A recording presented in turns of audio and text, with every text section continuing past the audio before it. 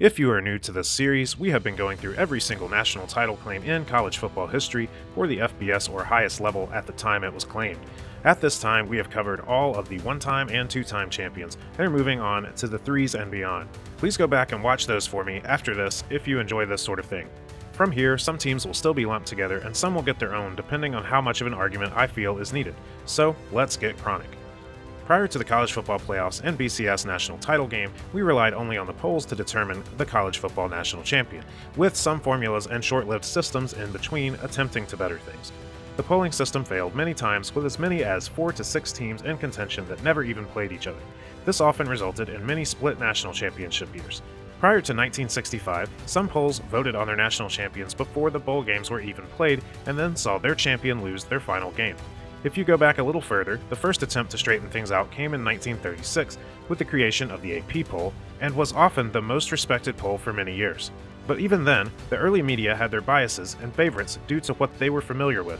If all the writers and voters only saw Notre Dame or Yale, they would have no way to compare it to what was going on down south or out west, and usually just sided with what they knew. Prior to the AP, we had a wild, lawless 67 years of college football where many or no teams called themselves national champions, and a lot of those teams didn't even claim national titles in this era until more modern polls went back and retroactively named them national champions. Are you confused yet? You should be. While the AP poll is often the benchmark for a champion from 1936 to 1998, I would still argue that point. If the AP named you champion and nobody else did, that smells a bit fishy.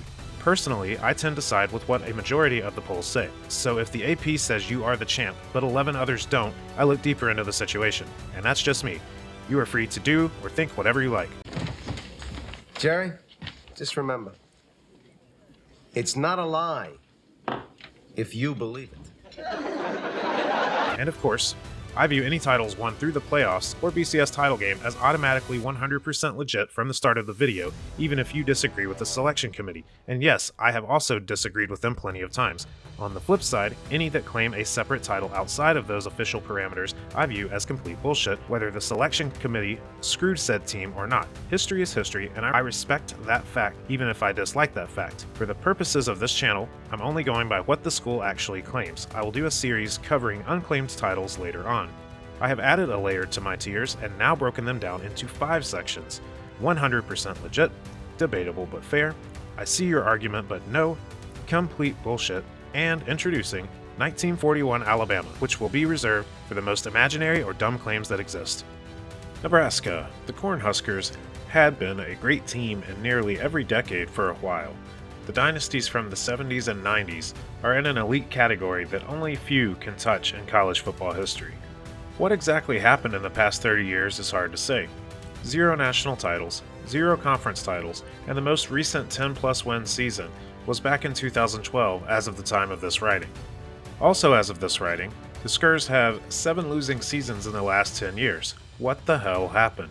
I don't really have a definitive answer, but I'm sure the fans and haters will in the comments. Even after all that time, there's no shortage of fans in my experience. Not only do they have all of Nebraska in their fan base, but parts of Iowa, Kansas, South Dakota, Colorado, and even a majority of Wyoming cheers for them right alongside with their own Cowboys, as I found out in my 2 years as a Wyoming resident.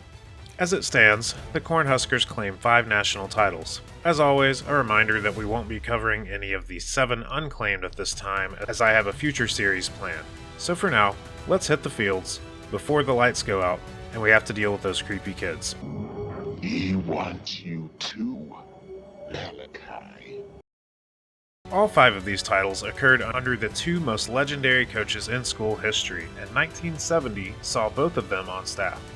Bob Devaney, in his 9th season with Tom Osborne at offensive coordinator, led the 1970 team into battle. The 1969 squad had finished just outside the top 10, so expectations were reasonably high entering the year at number 9.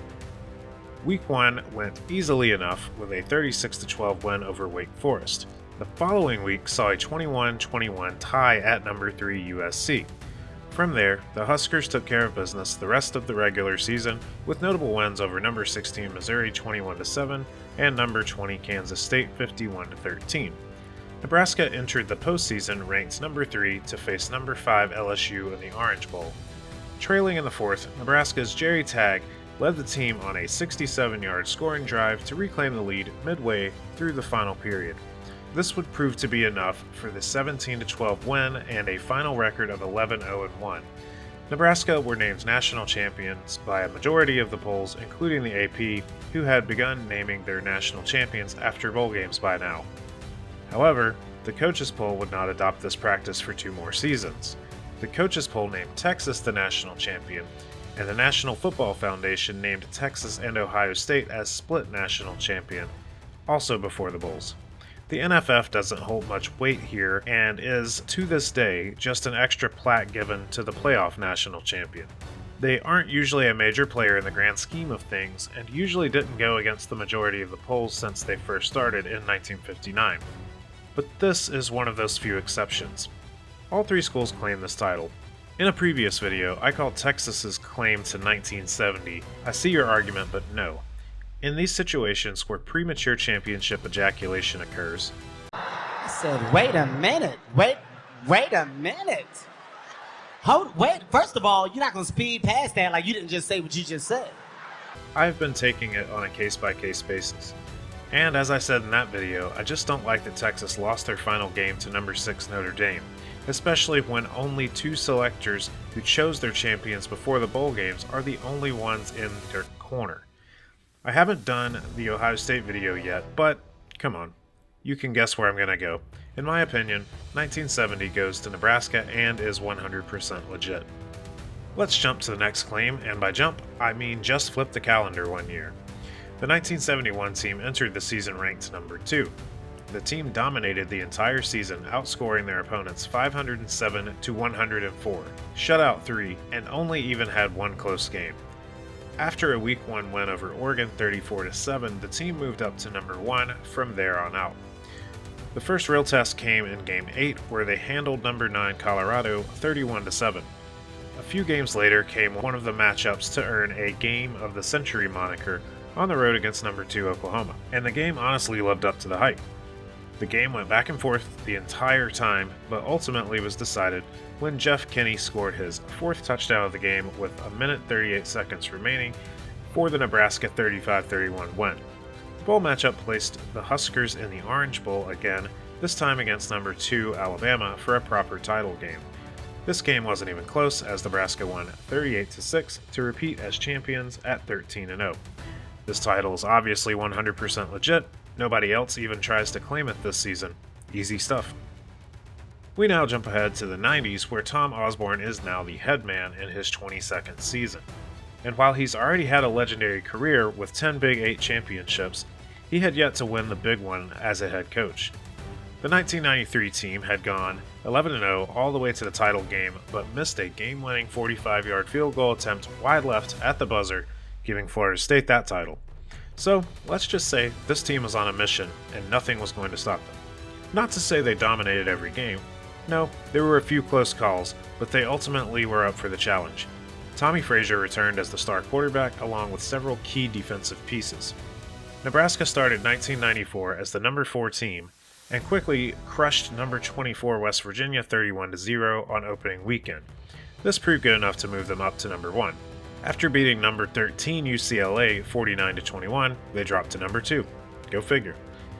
The team got through the regular season fine from there, with big wins over Oklahoma State 32-3, number 16 Kansas State 17-6, Missouri 42-7, number 2 Colorado 24-7, and Oklahoma 13-3. Once again in the Orange Bowl, now number 1 Nebraska took on the home team number 3 Miami. The Hurricanes did well to hold Nebraska off for a while, leading 17-9 early in the third. The Huskers then got a safety about 2 minutes later, a touchdown 4 minutes later to tie, and then took the lead for good with 2 minutes and 46 seconds remaining when Nebraska ran it in from 14 yards out for the 24-17 win. At 13-0, the Skurs were named consensus national champion. This is 100% legit, and nobody else claims it in 1994. Another easy one. In 1995, Nebraska had it all. Defending champs, Frazier back for his senior season, and just a solid all-around team. This team blasted the opposition. They outscored all opponents 638-174. which is an average score of 53-14 per game. Notable scores through the regular season included 50-10 over Oklahoma State, 77-28 over Arizona State, 57-0 over Missouri, 49-25 over Kansas State, 44-21 over number 7 Colorado, 73-14 over Iowa State, 41-3 over number 10 Kansas, and 37-0 over Oklahoma. They entered the Fiesta Bowl ranked number 1 to face number 2 Florida, and well, there wasn't much drama there. Nebraska crushed the Gators 62-24 to finish 12-0 as consensus national champions again.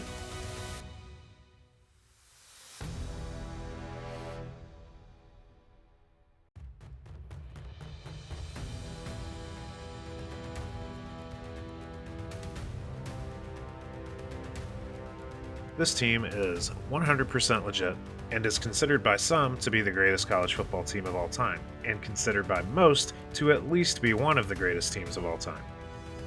Are we going for a three-peat? Nope, I'm afraid not. 1996 saw Nebraska suffer 2 losses to block out any hope, but spirits were still high by 1997. Tom Osborne, in his 25th and final season, started out with the number 6 team in the land. After starting out 6-0 with wins over the likes of number 2 Washington 27-14 and number 17 Kansas State 56-26, the Huskers rose to number 1. They then survived the next 5 regular season opponents with a few close calls to make it to the second ever Big 12 championship game. In that one, number 2 Nebraska destroyed number 14 Texas A&M 54-15 to enter the Orange Bowl still ranked number 2 against number 3 Tennessee. Nebraska steamrolled the Vols 42-17, but here's where things get a bit tricky. The BCS would begin the next season with everyone on board. In 1998, however, we still had something called the Bowl Alliance, formerly known as the Bowl Coalition. These precursors to the BCS were created to have no more confusion in the national title picture and gave us an official title game. Or so it tried to do that. The biggest problem here was the Rose Bowl, a bowl that still seems to cause similar problems from time to time, such as originally not wanting to be part of the playoffs, or most recently not wanting to be flexible on its time slot, but I digress. Those seem to have been resolved. Anyways, despite most conferences being on board with a national title game, the Big Ten and Pac-10 were contractually obligated to send their champions to the Rose Bowl over the national title game. So after blasting Tennessee in the Bowl Alliance's designated national championship game, Nebraska were named national champions by the coaches poll and actually named champs by 13 of the 20 officially designated national champion selectors by the NCAA. Michigan also claims this title at 12-0, with the AP and the other remaining selectors picking them. So, where do I go? Well, after some heavy thought, I think Nebraska for 1997 is 100% legit. They won all their games, won over the majority of selectors, and the only debate here is a short-lived and flawed system. But hey, they played ball and won the things they were supposed to within that system. We will analyze Michigan later when their video comes up. Wow, all 5 at 100% legit? I'm not mad at that. As I've said before, I hate Florida, and Nebraska denied them one. It was even cool to drive through that abyss and suddenly stumble upon a college football mecca in the middle of nowhere. It was quite the sight to see on my only trip through the state. Lately in this series, I've been ending with my thoughts on if I think the team in question will be adding to the trophy case anytime soon, like within the next 5 to 10 years. For Nebraska, and I mean no disrespect or hate, but hell to the no. Hell no, to the no, no, no, yeah, to the no. While anything is possible, there's no evidence to support any other answer than a huge no. There has only been one conference championship since Osborne retired when the Huskers won the Big 12 in 1999. They haven't even made it to the conference title game since 2012, where they lost 70-31, and at 10-2, ranked number 14, would not have sniffed the BCS title game even with a win in that one. And look, it's not for a lack of trying or fan support. Frank Solich was either pretty good or just coasting off Tom's success. The administration must have thought it was the latter after firing him with a 75.3 win percentage. You got your hometown hero Scott Frost to come in and save you after he turned UCF around. but then he went 16-31 and was sent back to Orlando. Today, Matt Rule has achieved a few winning seasons and even had the services of a 5-star legacy quarterback with strong family ties in Dylan Raiola. But he didn't exactly bring a top 15 recruiting class in with him and has left for Oregon. I want to believe, I really do, but there's no reason to. It is truly sad to see such a proud fan base making jokes at themselves these days because Nebraska was no laughing matter when I was a kid. Nebraska has the facilities, the resources, the history, the tradition, the donors maybe? Time to hit up Larry the Cable Guy and Adam Devine. I personally think what Nebraska lacks right now is the appeal. Nobody playing college ball today was alive to see the glory years, and sure, many teams have overcome that in other ways recently, but I don't know what Nebraska's angle is going to be or if there even is one. I see no realistic path to Nebraska adding any hardware in the next 5 to 10 years, but I respect that loyal fan base. And there we go. If you feel I was unfair or missed a piece of info, go ahead and make your case in the comments. Please go check out the other videos in this series. There is a playlist for them, and I just recently finished up all teams who claim 4 titles. And remember, this is just one guy on YouTube who did some research and gave an opinion. I'm sure I won't change any fan base's opinion on the titles they choose to boast about, and certain fan bases have made that pretty clear thus far. This has been College Football Chronicles, and I hope you join me next time.